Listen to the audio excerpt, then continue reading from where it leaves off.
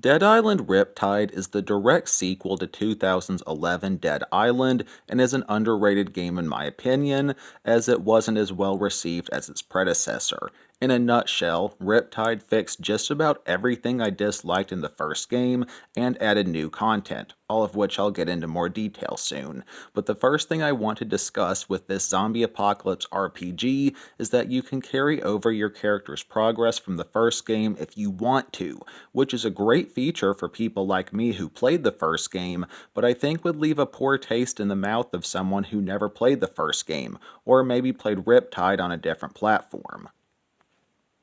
This game was clearly intended exclusively for people who played the first game, as you really need to start this game with all your perks and progress from the first game, and a couple achievements would be hopelessly out of reach for a brand new player, like the achievement for reaching level 75. That'd be a crap ton of grinding for someone who didn't start the game out at almost level 40, such as myself.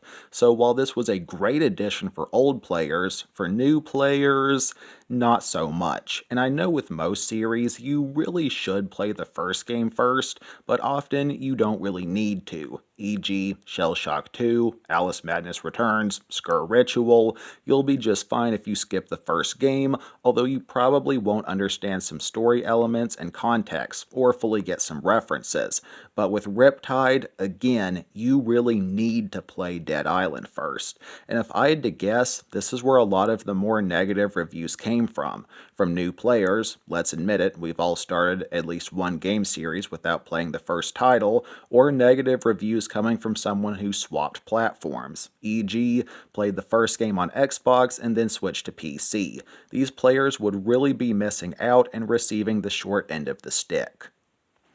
But that being said, let's move on to other things. I mentioned that Riptide fixed some things I disliked about the first game, most notably the inventory. If my memory serves me right, on Dead Island, your medkits, alcohol, a crafting item, throwables, and all weapons went into the same inventory, which caused you to have a tight inventory. In Riptide, medkits are not in the weapons inventory, alcohol got moved to crafting items, and throwables got their own unlimited inventory, in addition to there being way more throwables in this sequel. In the first game, you had Molotov cocktails and grenades. That was it. In Riptide, you had Molotovs, normal grenades, mines, poison bombs, pulse grenades, special throwing knives, etc. And in the first game, I had issues with Molotovs not wanting to stack, and that issue was ironed out for Riptide. Another change thing I liked was that the first game had a ton of annoying door breaches, and while they were still present in Riptide, they were greatly decreased in number, and I encountered maybe 6 of them in my playthrough versus dozens in the first game. And Riptide added to Dead Island's large enemy variety, adding the new enemies the Screamer, who's self-explanatory, the Wrestler, a large juggernaut with a strong, massive mutated arm, the Grenader, who rips part of himself off and hurls them at you, disgusting, I know, and Scientist Zombies, who are stronger walkers pretty much. And Riptide also added to the combat of the first game, adding charge attacks. I don't recall these being in the first game, something where you do a running attack at a Zed for a fair amount of damage. This game added a perk where you could one-hit a zombie lying on the ground by stomping their head in, although you were vulnerable during the process, and the most notable addition, drop attacks. While kind of glitchy at times, if you were at an elevated position to a normal Zeke, you could do a one-hit jump attack on them, although it was kind of glitchy and only worked when it wanted to. So a very cool idea that just wasn't 100% ironed out. And of course, Riptide followed the very fun first-person hack-and-slash combat with a large weapon variety, like katanas, shovels, etc. While also on the topic of combat, the first game had a lot of combat against human enemies, but I only remember 2 short sections in Riptide where you fought humans, excluding a boss, in the main story, and I really didn't mind as I wasn't a huge fan of these in the first game. And of course, Riptide largely followed the crafting system of DI1. You have unlimited inventory for crafting items, you use money to repair your items, and collect blueprints to modify your weapons, such as adding fire or poison damage.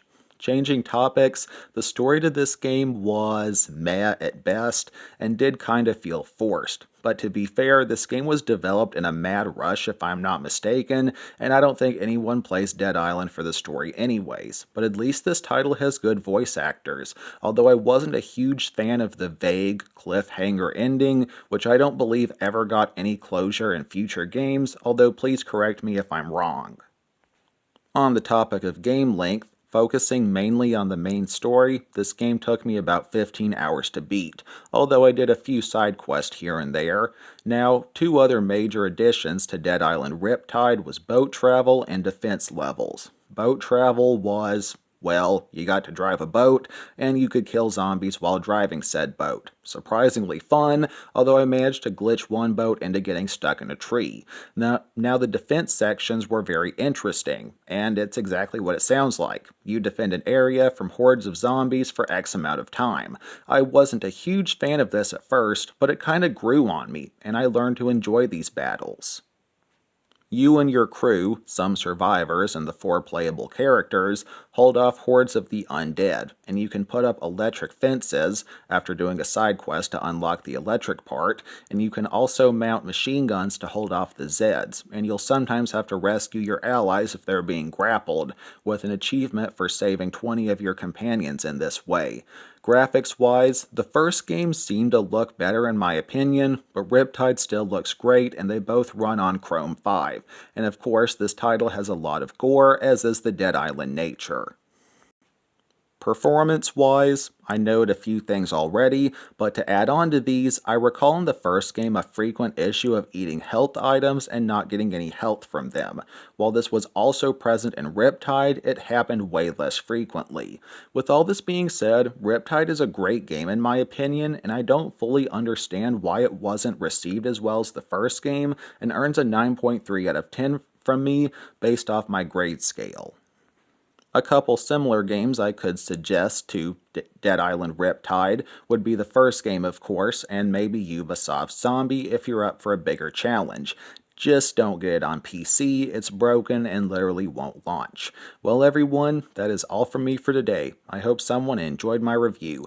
For anyone new to my channel, I mostly play, review, and discuss zombie and horror games, so feel free to check out some of my other content if that maybe sounds interesting. And Escape Dead Island will likely be the next DI game I review, and I'll have my reviews of DI1 and Retro Revenge in the end cards. Thanks for watching. Hope everyone has a blessed day. Always remember that Jesus loves you all. Peace.